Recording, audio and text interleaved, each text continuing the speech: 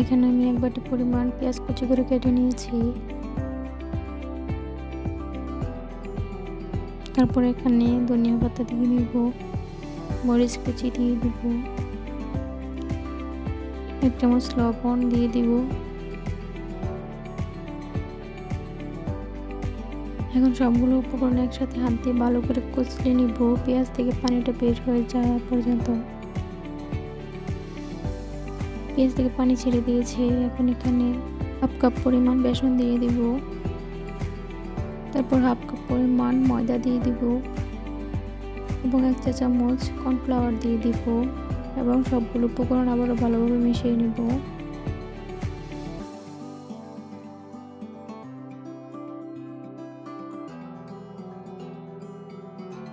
পুরো উপকরণ ভালো করে মেশানো শেষ। এখন এখানে 1 চামচ মরিচের গুঁড়া, 1 চামচ হলুদের গুঁড়া, 1 চামচ জিরার গুঁড়া এবং 1/2 চা চামচ ধনিয়ার গুঁড়া সবগুলো দিয়ে আবারও ভালোভাবে মিশিয়ে নেব।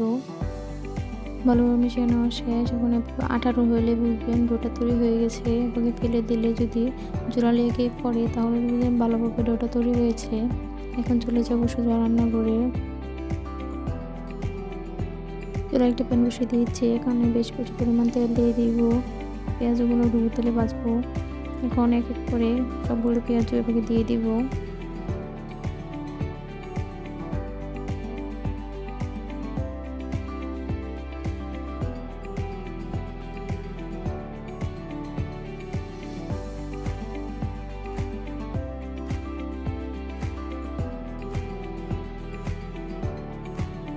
এক এক করে সবগুলো দিয়ে দিয়েছি। এখন উল্টে পাল্টে ভালোভাবে ভেজে নিব।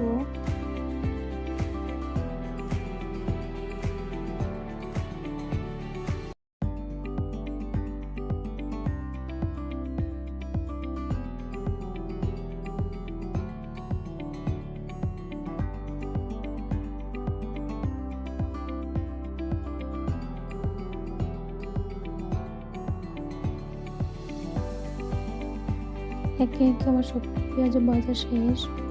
এখন সবগুলোকে উঠিয়ে নিব।